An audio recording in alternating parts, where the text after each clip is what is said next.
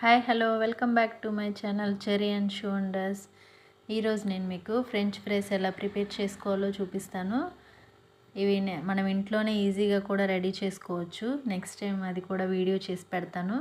Present అయితే నేను బయట షాప్స్లో దొరుకుతాయి కదా ఫ్రెంచ్ ఫ్రైస్, ఇలాంటిది మొన్న డీమార్ట్ వెళ్ళినప్పుడు నేను ఒక ప్యాకెట్ తీసుకున్నాను.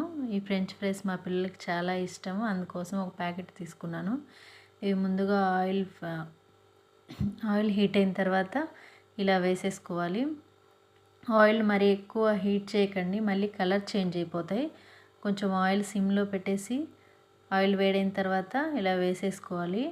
వేసుకున్న తర్వాత ఒకదానికొకటి అంటుకుపోకుండా ఇలా మధ్యలో ఒకసారి 2-3 సార్లు ఇలా కలుపుకోండి.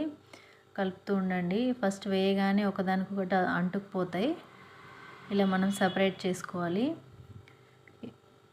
ఇలా మంచి గోల్డెన్ బ్రౌన్ కలర్ వచ్చే వరకు ఫ్రై చేసుకొని తర్వాత ఒక గిన్నెలో తీసేసుకోండి.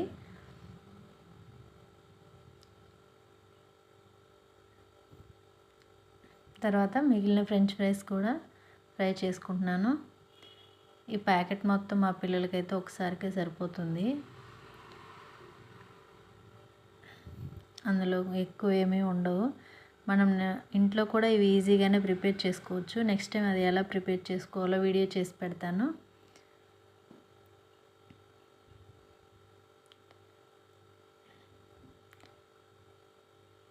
ప్రెజెంట్ అయితే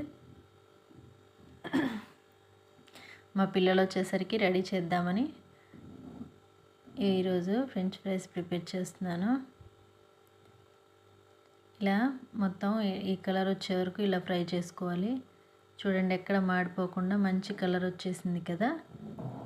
ఇప్పుడు ఇందులో కొద్దిగా సాల్ట్, అలాగే కొద్దిగా కారం వేసుకోవాలి. వేసిన తర్వాత ఒకసారి ఇలా కలుపుకోండి.